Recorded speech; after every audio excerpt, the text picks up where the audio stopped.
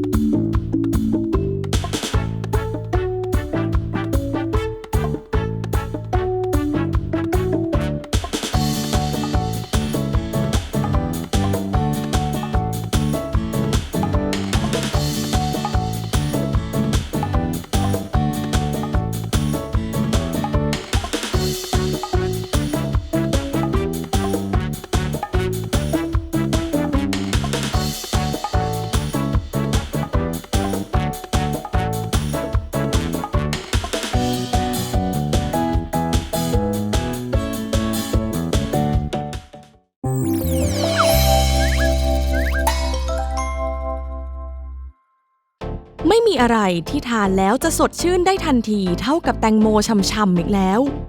วันนี้เราจะนำรสผลไม้ยอดนิยมนี้ไปทำเป็นเค้กเจลโล่แตงโมเด้งดึงดังซึ่งรับรองว่าใครได้ทานเป็นต้องฟินไม่ต้องกังวลไปค่ะวิธีทำไม่ยากเลยและสตูดิโออาหารจะสอนให้คุณสร้างสรรค์ความอร่อยนี้ทีละขั้นตอนมาเริ่มกันเลยดีกว่า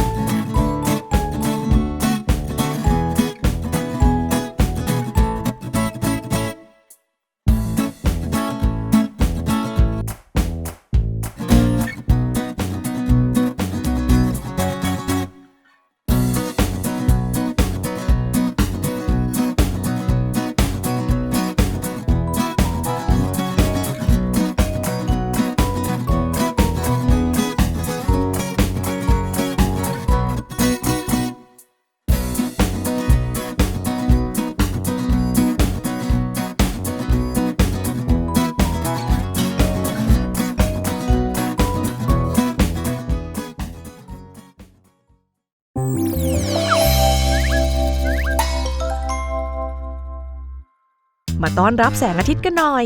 เค้กธีมพระอาทิตย์สีเหลืองจ้าสุดอร่อยเลเยอร์ด้วยบัตเตอร์ครีมและฟอนดอนกลีบดอกไม้ทำมือจะสร้างความสดใสให้กับวันของคุณได้อย่างแน่นอนสตูดิโออาหารจะสาธิตการทำเค้กพระอาทิตย์ทีละขั้นตอนให้คุณเองไปเริ่มกันเลย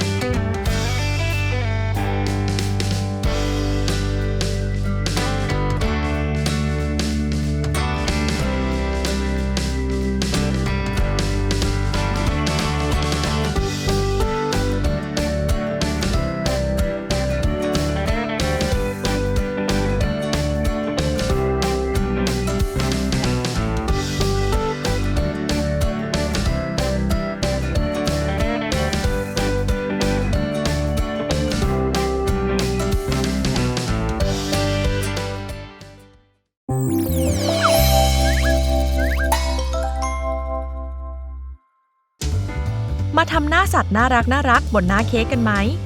ฟังดูน่าอร่อยดูท่าทางน่าอร่อยแถมรสชาติก็อร่อยอย่าบอกใครเลยมาใช้ความคิดสร้างสรรค์ของคุณสร้างราชสีห์ผู้ยิ่งใหญ่หมาจิ้งจอกแสนฉลาดหรือแกะน้อยน่ารักให้มีชีวิตขึ้นมาในงานของคุณกันเลยสตูดิโออาหารจะสาธิตการทำดีไซน์เค้กน่าสนุกเหล่านี้ให้คุณดูทีละขั้นตอนพร้อมหรือยัง